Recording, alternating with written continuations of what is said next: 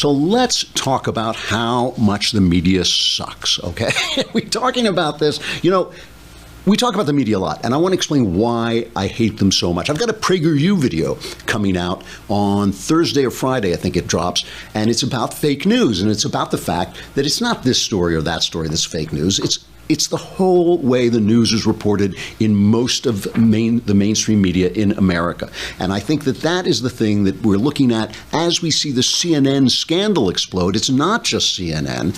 It's one CNN scandal after another, really. It's not just CNN. CNN is at the forefront. They're being caught out and they're being tripped up, but it's all of them. It's ABC, CBS, NBC, News, all the news departments, and it's the New York Times, and it's the Washington Post. And I want to talk about why it matters. What it has done to our country to have the news so one-sided and so corrupt. And, it's not that these people are bad people. It really isn't. It's that when you surround yourself with people, only with people who agree with you, after a while you become radicalized. After a while you begin to think that this is the only way that people think. And this is why we keep having the hilarious spectacle of these polls that come out and tell everybody, oh, the Democrats are going to win. The Democrats is going to be a landslide. And then suddenly we get to watch people on CNN with their faces falling as the shock of reality comes in like smoke, like gas leaking under the door. The reality comes in this sealed environment, and suddenly they realize that they've just been talking to themselves. Not only is nobody watching them, nobody believes them. And why does nobody believe them? Because when you are sequestered among only people who agree with you, you start to make mistakes. So 3 prominent journalists at CNN resigned on Monday after the cable news network was forced to retract and apologize for a story on its website involving a close ally of President Trump. The article linking Anthony Scaramucci, a hedge fund manager and Trump confidant, to a Russian investment fund supposedly being investigated by the Senate was removed from CNN.com late last week after the network decided it could not fully stand by its reporting, and after they were caught out online by people pointing out that the whole thing was ridiculous. They had one anonymous source and they went with it completely against any standards of journalism. Frankly, I think you should have to have a named source before you go with it. It's very rare that anonymous sources can be trusted, not because sometimes they're not telling the truth, but you never know when they're telling the truth, and the reader or the viewer never knows. The resignations, this is from the New York Times, a former newspaper, are a black eye at a sensitive moment for the news organization, which has emerged as a regular target of Mr. Trump and his supporters. The president relishes dismissing the network's coverage as fake news, and his closest advisors have accused the channel of harboring a bias against Mr. Trump. Well,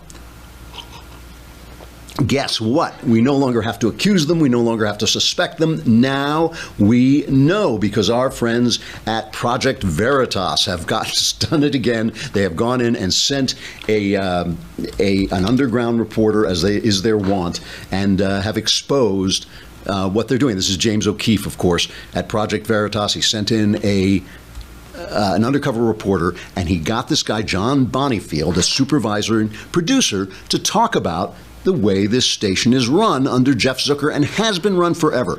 And, we're going to play some of these tapes. I mean, it is really worth looking at. They have it's this hidden camera expose.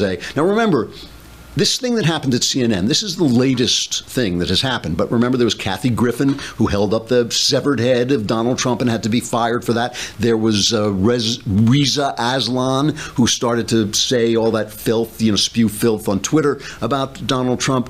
And there was also that story where they said that James Comey, in his testimony before Congress, was going to say that it was inaccurate what Donald Trump had said, that 3 times he had told him he wasn't under investigation. In fact, James Comey, possibly inspired by Trump's threat of there being tapes, was forced to say, in fact, that he had told Donald Trump 3 separate times that there was no investigation, which has left this Russia story completely in the lurch and made all the ancillary investigations look utterly, utterly ridiculous. So let's take a look at some of this Project Veritas stuff that O'Keefe has come up with, all right? First of all, we have the guy, this is John Bonifeld, CNN supervising producer, and he's talking about liberal bias. This is cut number 3. I think that there are a lot of liberal CNN viewers who want to see Trump really get scrutinized, and I think if we would have behaved that way with President Obama and scrutinized everything that he was doing with as much scrutiny as we applied to Donald Trump, I think our viewers would have been turned off. I think they would have thought like we were attacking him. But I think our viewers right now, and I'm not saying all of our viewers are like super liberals. I think there's just a lot of them, and so Trump's good for business, you're saying? Trump is good for business right now. Okay, now the problem with this, I mean, is that of course it's true that now CNN has liberal viewers, but where did they come from? You think conservatives wouldn't watch a fair news station? Of course they would. You know, they watch Fox News because it's the only station where they can hear themselves represented at all in a fair and balanced manner, but they would go to CNN. You know, MSNBC is hiring Hugh Hewitt, and apparently their viewers are going crazy. But MSNBC sees an opening. This is a business opening because Fox News is floundering, and so MSNBC is bringing in Hugh Hewitt, who's a wonderful conservative commentator, and they gave him, I think, a Saturday morning show. And of course, their viewers burst a blood vessel. But if in fact they were to become a balanced station with conservative and liberal views, maybe their audience would expand. Maybe people's minds would expand. Maybe they would learn something. The thing is, the viewers, the super liberal viewers that Bonifield is talking about at CNN, they came second to the bias of the station. People stopped watching CNN because they were biased, and now the only people there are the people who are having their biases confirmed. So now their business model, right, their business model has to serve the people that are the audience. It's the only audience left. The only audience left is the liberals because they're liberals, and so now they have to serve the liberals. And it's this spiral. You get more and more and more liberal until finally you're just talking to yourself. Here is Bonifield goes on talking about, you learn about ethics in school, but now we've got this business model and we're fighting for our lives, and so we just have to feed the beast. This is cut 2. All the nice cutesy little ethics that used to get talked about in journalism school, you're just like, that's adorable. That's adorable. Yeah, this is a business. Especially cable news. Cable news isn't the New York Times, and it's not even like NBC News. NBC News still gets 20 million viewers a night. Cable news is getting 1 million. So they gotta do what they gotta do to make their money, I think. And so I love the news business, but I find it so I'm fascinating. very cynical about it. At the same time, so are most of my colleagues. Yeah, it's like I'm not alone. So, I want to point out too that there's a very specific kind of news media that I personally go after. My friends at Newsbusters, which I love, one of my favorite sites, MRC, the Media Research Council, I think it is. I just love their stuff.